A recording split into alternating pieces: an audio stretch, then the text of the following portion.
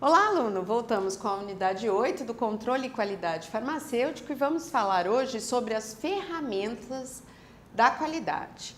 As ferramentas da qualidade, elas são técnicas que utilizamos com a finalidade de definir, de mensurar, de analisar e propor soluções para todos os problemas que interferem no bom desempenho dos processos de trabalho. As técnicas que vamos estar conhecendo hoje são brainstorming, o 4Q1POC, o diagrama de causa e efeito, fluxograma, gráficos, folha de verificação, diagrama de Pareto, histograma e gráfico de acompanhamento. Vamos começar falando do brainstorming, que é mais conhecida como tempestade cerebral, ou seja, uma técnica de geração de ideias. É uma técnica onde eu tenho a contribuição espontânea de todos envolvidos naquele processo. E nesse momento, eu consigo alcançar soluções criativas e muito inovadoras para todos os problemas. O clima de envolvimento e de motivação de todos os funcionários envolvidos naquele processo é muito interessante. Assegura uma melhor qualidade na tomada de decisões, um maior comprometimento de todos com a ação e o sentimento de responsabilidade que é compartilhado por todos.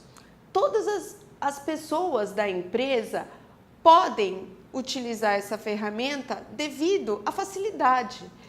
O sucesso da sua aplicação é seguir as regras que precisam estar bem definidas e, em especial, a condução do processo, que deve ser feita por uma única pessoa. Então, como é uma técnica que envolve todos os envolvidos no processo, ela precisa seguir as regras e está sempre sendo muito bem conduzida para evitar as bagunças, os transtornos. Ela é utilizada para gerar um grande número de ideias em um simples e curto período de tempo, espaço de tempo.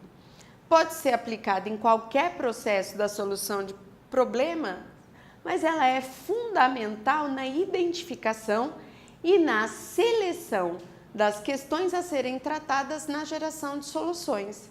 É muito útil quando se deseja a participação de todo o grupo. Ela focaliza a atenção do usuário no aspecto mais importante do problema. Ela exercita o raciocínio para englobar vários ângulos de uma mesma situação ou da sua melhoria. Ela serve como lubrificante num processo de solução de problemas. As causas do problema, elas são difíceis de identificar e a direção a seguir ou as opções para a solução do problema, muitas vezes elas não são aparentes. Então, nesse momento, a gente consegue estimular todas as ideias, por mais malucas que elas possam parecer, todas as ideias são muito importantes. Muito legal também quando um vai pegando a carona na ideia do outro e aí vai criando novas ideias a partir disso. E aí escrever, a pessoa que estiver redigindo, ela vai escrever as palavras do participante sem interpretar, para que seja o mais próximo da intenção de quem deu aquela ideia. Então, ela tem algumas etapas básicas. Então, a gente inicia, né, a introdução, ela está sempre envolvida com o esclarecimento dos objetivos daquela atividade. Depois, a gente parte para a fase de geração de ideias, onde se dá um tempo para que todos os envolvidos pensem no problema. E aí, nesse momento, todas as ideias elas são importantes. Eu preciso fazer a revisão da lista, né? Onde o objetivo é esclarecer e não julgar. Uma vez que todas as ideias foram dadas, eu preciso esclarecer todas as ideias, não julgar, analisar e discutir.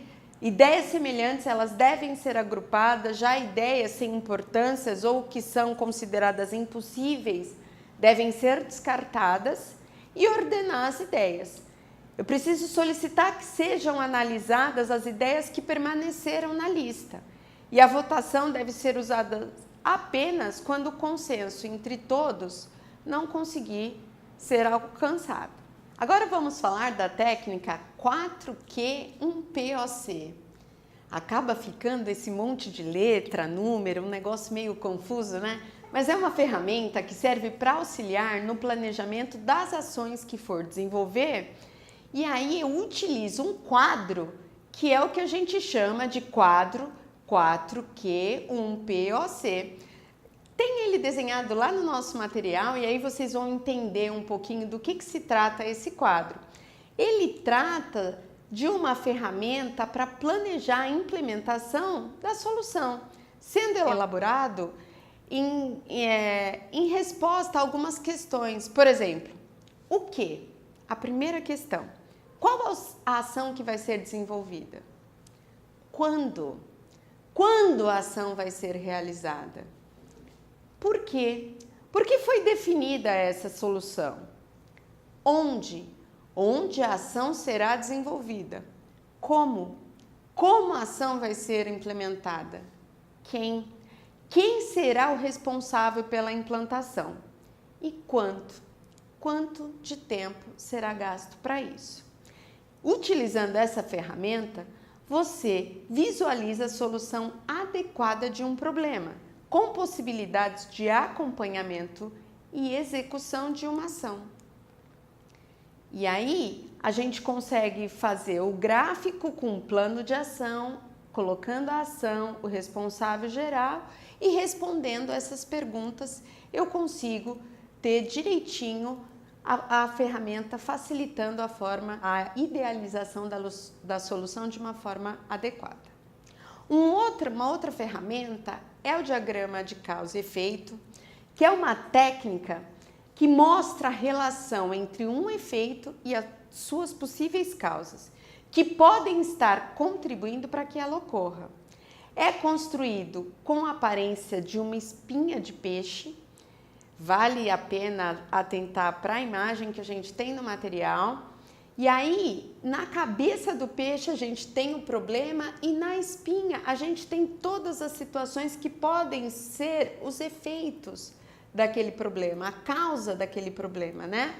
Então, o método, qual é a causa do método, o material, quais são as causas dos problemas com o material, a mão de obra e as suas causas, a máquina, as suas causas, a medida e as suas causas, o meio ambiente, as suas causas. Então, todas as causas que estariam relacionadas com o problema, que nesse caso seria o efeito.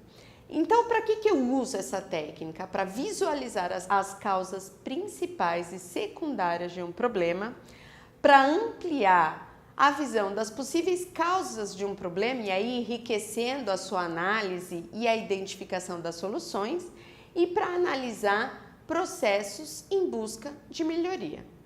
Outra técnica bastante utilizada e que a gente pode trazer aqui para a gestão da qualidade é o fluxograma. O fluxograma é uma representação gráfica da sequência de atividades de um processo.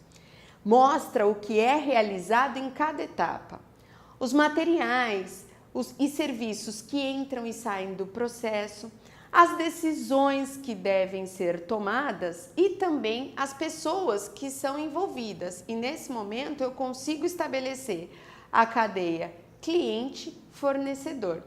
O fluxograma ele torna mais fácil a análise de um processo, identificação das entradas e de seus fornecedores, das saídas e de seus clientes e do ponto crítico do processo.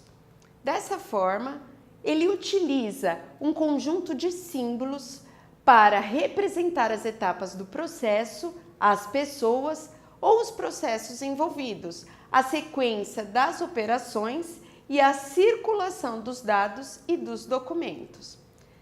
Para isso, a gente usa símbolos. E os símbolos mais comumente utilizados são o retângulo. O retângulo ele indica a operação, indica uma etapa do processo. A etapa de quem executa é registrada no interior desse retângulo. Já a decisão ela indica um ponto em que a decisão deve ser tomada e a questão é escrita dentro de um losango. Duas setas saindo desse losango mostram a direção do processo em função da sua resposta. Normalmente, as respostas que nós precisamos são sim e não. Os limites indicam o início e o fim do processo e o sentido do fluxo, que são as setas que vão indicar o sentido e as etapas na sequência do processo. Sendo assim, nós usamos esse tipo de ferramenta para entender um processo e identificar as oportunidades de melhoria, para desenhar um novo processo, já incorporando as melhorias, para facilitar a comunicação entre as pessoas envolvidas no mesmo processo e para disseminar ações sobre o processo. Para construir um fluxograma, o que é preciso? É preciso definir um processo a ser desenhado, elaborar um macrofluxo desse processo, identificando os grandes blocos das atividades e montar um grupo, composto pelas pessoas envolvidas. Além disso, detalhar as etapas do processo e definir as atividades, os produtos ou os serviços que estejam compondo cada uma dessas etapas, identificar os responsáveis pela realização de cada atividade identificada e checar se o fluxograma corresponde à forma como o processo é executado e fazer as correções quando necessário. Vamos falar agora dos gráficos, que são instrumentos utilizados para visualizar dados numéricos, facilitando o entendimento do significado dos números. Eles também são usados para analisar as tendências, as sequências e as comparações entre duas variáveis. Para construir um gráfico, você precisa decidir o que você quer analisar ou mostrar por meio daquele gráfico, coletar ou reunir os dados a serem mostrados nos gráficos e definir qual forma de gráfico vai ser utilizado de acordo com os seus dados. Muitas vezes a gente pode utilizar gráficos de linhas, de tempo, de barras, até mesmo aqueles gráficos circulares de pizza. Eu posso identificar, eu preciso, na verdade, identificar a amplitude numérica dos eventos que eu vou considerar, marcar os dados sobre os eixos e completar o gráfico com título, data, legenda e notas quando necessário. Já as folhas de verificação, que também é um tipo de ferramenta, elas possuem uma lista de itens pré-estabelecidos que serão marcados a partir do momento que foram realizados ou avaliados. É usada para a comprovação de que os passos ou os itens pré-estabelecidos foram cumpridos ou até mesmo para avaliar em que nível eles estão. Já a folha de verificação de frequência, ela serve para determinar quantas vezes ocorre um evento ao longo de um período de tempo. Nesse instrumento, podem ser colhidas informações dos eventos que estão acontecendo ou daqueles que já aconteceram. A folha de verificação de frequência é usada para registrar informações sobre o desempenho de um processo e acompanhar defeitos em itens ou até mesmo em processos. Outro instrumento é o diagrama de Pareto, que é uma forma especial de barras verticais que permite determinar os problemas e resolver a prioridade. É elaborado numa base com uma folha de verificação e ajuda a dirigir nossa atenção e esforços para os problemas que são verdadeiramente importantes. Então, primeiro você precisa tentar várias classificações e construir vários tipos de diagrama de Pareto.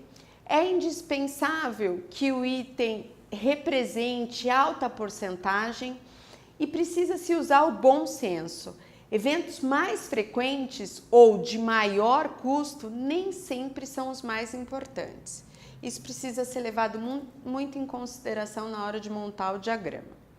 Já o histograma é um gráfico de barras que mostra a variação de uma medida em um grupo de dados através da distribuição da frequência. Para que eu uso o histograma? O principal uso é estimar a distribuição de uma característica na população através da amostra e demonstra a variabilidade de medidas de uma característica do processo em torno da sua média. Demonstra visualmente a variabilidade das medidas de uma característica e também tem como vantagens trabalhar com amostras, visualização e entendimento rápido do comportamento da população e entender a população de um modo objetivo. Já os gráficos de acompanhamento é uma ferramenta que fornece uma visão dinâmica do comportamento do processo. Ele possibilita uma verificação da evolução da qualidade do processo e é simples e eficaz na fiscalização da variação do seu processo. Quais são os seus erros comuns? Confundir valor absoluto com valor relativo, não considerar a confiabilidade metrológica utilizada, usar de uma coleta de dados que esteja viciada e a falha de definições operacionais. Encerramos as ferramentas da qualidade e voltamos na próxima unidade de gestão e qualidade farmacêutica.